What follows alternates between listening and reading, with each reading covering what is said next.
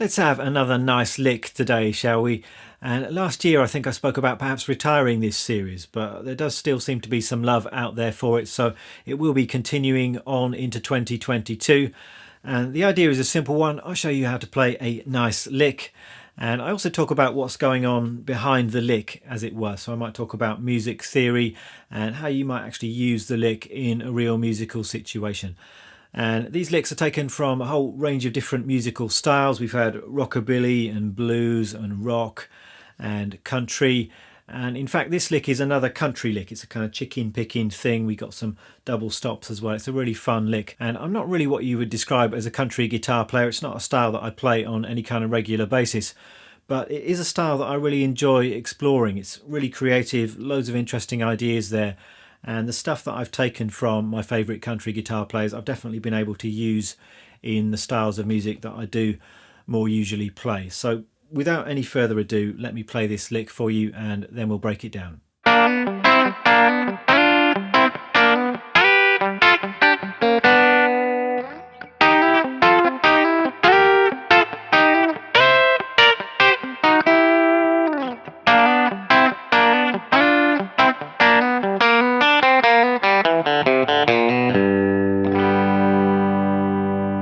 So there we are. I came up with this lick the other day. It's not taken from any particular player, but I'm certainly not going to claim that it's drastically original. It's made up of very common country guitar devices and tropes that you will hear all over the place. And one of the key features of this lick is the use of hybrid picking, or chicken picking, as it's sometimes referred to in the country context. So basically we're using a pick and two fingers of the picking hand to articulate this lick. And it's a great sound, and if this is something that you've wanted to get into, then this lick might not be a bad starting point. So I'm going to be going into that hybrid picking approach in a little bit of detail here. Right, key of G, which is kind of the key of country music, I think. And I'm starting off with some of these hybrid chicken picking kind of ideas based around a G chord sound. I'm thinking about this chord shape here, so just a G bar chord in the third position. And I want to start by just talking a little bit about hybrid picking techniques. So we're talking about using a flat pick, but also using a pair of fingers here. And mostly I'm doing this on a set of 3 strings. So my pick is going to be playing the lowest note, and then I'm going to be playing double stops with my middle finger and ring finger on the next couple of strings. So you might like to start with this G triad shape here. So we've got G, B and D. You're going to be playing the root note with the pick, and then you can play the third and the fifth with those 2 fingers of your picking hand. And there are lots of nice ideas you can find in that position. If you keep the root note with the pick, and then on the B and G strings you've got this third shape here, or play a double stop at the 3rd fret on both of those strings, or at the 5th fret.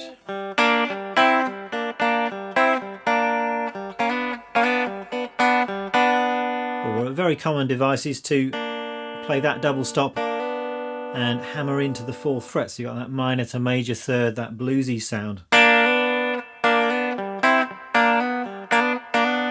And you might like to just have a play around with those simple ideas. There's lots of nice little licks and ideas you can get just from those simple notes. So with the root note, and then just playing around with those double stops.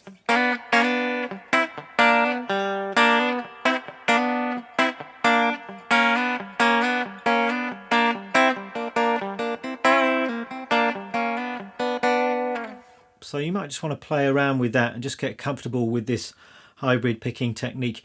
And the tone that you're producing here is important, particularly in the country kind of context. You do want a bit of snap and twang to it. So with the fingers there, you might actually want to just get underneath the string a little bit and pull, and that's how you get that clucking kind of chicken sound. And I should say that I do have a little bit of fingernail on my picking hand here, so that's adding a little bit of attack and brightness. Not much fingernail, but just a little bit does help. And I suppose I'm kind of hitting the string with a little bit of the fleshy part of my fingertip, and there's a little bit of nail in there as well, and that does help with the attack. You can do it with just the flesh of your fingers, but that will give you a slightly different tone, arguably not as nice a tone for this kind of country twang stuff. So if you can just get a little bit of nail onto the string. I think that's going to help you get a more authentic tone. Let's get back to the lick itself then, and it's starting off with exactly these kind of ideas played in the third position around this G chord. So it goes like this.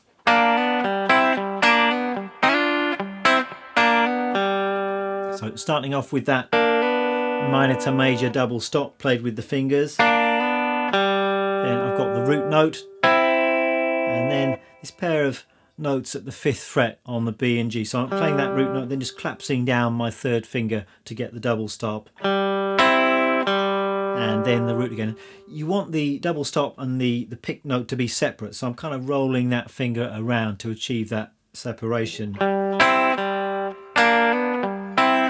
And then we're coming back to that minor to major sound, and then once again the root.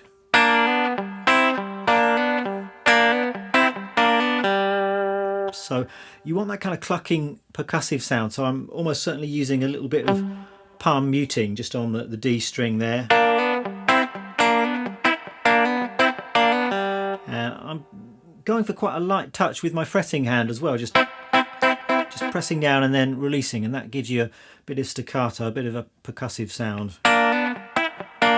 Yeah, sometimes the notes you're hearing are just clicks, and that's part of the sound. You don't have to get a tone from all of these. Sometimes the root note might just be a kind of muted note. So that's the opening part of the phrase. Then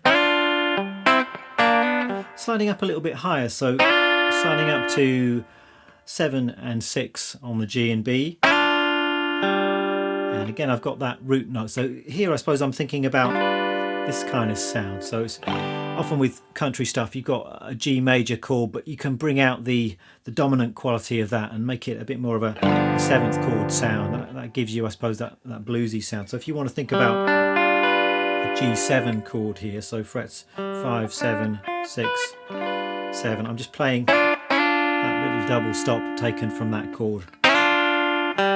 And then coming down to the 5th fret, and then back to our initial idea. So sliding into that shape. So all of that put together.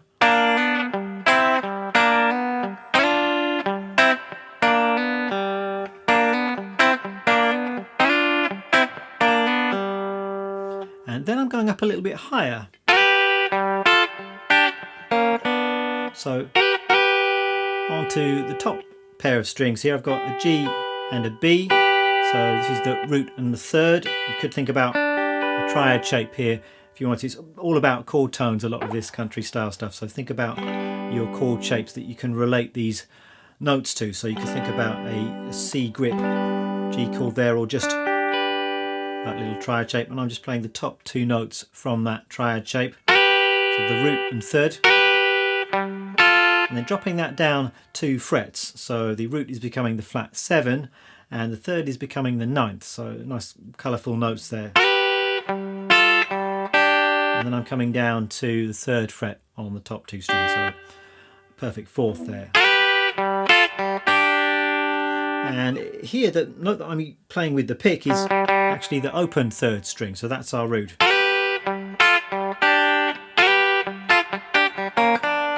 And then coming over onto the B and G again, and just 1 fret below, and then hitting the 3rd and the 5th. So hitting those chord tones. So all of that phrase together.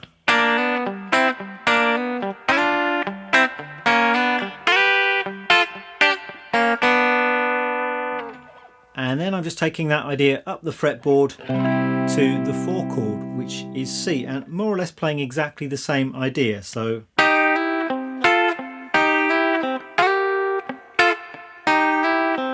thinking about your underlying chord shape, that's going to give you your bearings on the fretboard. So hammering into the 3rd. There's our C root note here. Sliding up into that C7 shape. Then the high notes here, so thinking C triad. And here, can't really play the open third string. It doesn't sound quite so good against the 4 chord. So there I think I'm hitting the third string, but it's more of a muted note, really just a click.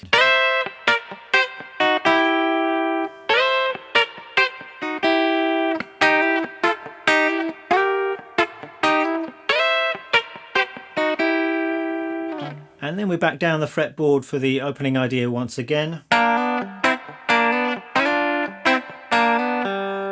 And then I'm rounding things off with just a nice little country style lick.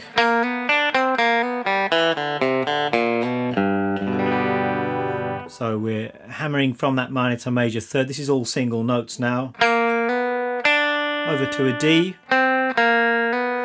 Then we're targeting or enclosing the major third of this chord, a very common device. You hear this a lot in jazz as well, but this is our target note, this B, but we're playing 1 fret above, 1 fret below, and then we're hitting our chord tone target. So then we've got an open third string, and then coming down to finish the lick off. So we've got E to D, a C there, and then minor to major third once again. So B flat to B, and then hitting the root.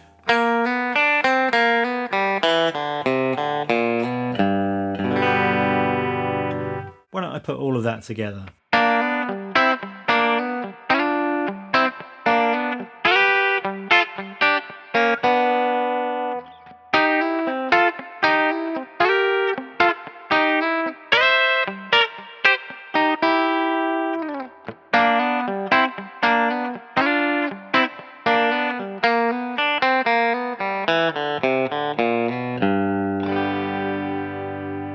So there we are. It's a nice lick, as I'm sure you'll agree, and there's quite a lot that you can get out of this. You can learn the whole thing note for note if you want to, but you might just take some of the ideas and concepts in there and make them your own. I mean, certainly this kind of stuff here is very, very useful in lots of situations. So just thinking about a major bar chord and then having some of those hybrid picking ideas just around that chord shape, and you can obviously move that all over the fretboard. So that's a particularly useful idea.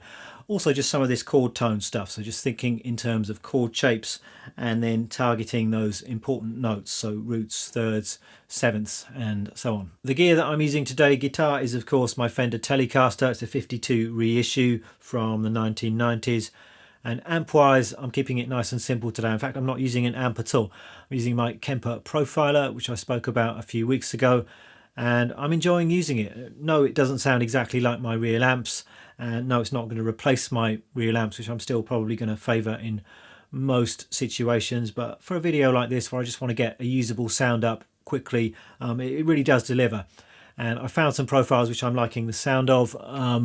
Today I'm using something called 62 Deluxe 6. I'm assuming this is a 60s Fender Deluxe kind of sound, and I did tweak the profile slightly. I changed the EQ, I turned off the effects in the Kemper, so I'm using my MXR Dynacomp pedal as a bit of compression, and the reverb you're hearing is coming from the computer. I've just got a bit more control over it if I do it that way round, so I'm using a UAD plate reverb plugin for the reverb. There we go. I hope some of you enjoy learning to play this one. As usual, tab is going to be up on my Patreon page. You can sign up there, pay whatever you like a month and get access to this tab and many, many more. And there are plenty of other nice licks as well. I think this is nice lick 18 or 19, so you can watch the rest for free on my YouTube channel. Just do a search and you should be able to find those. Thanks a lot for watching. I'll see you next time.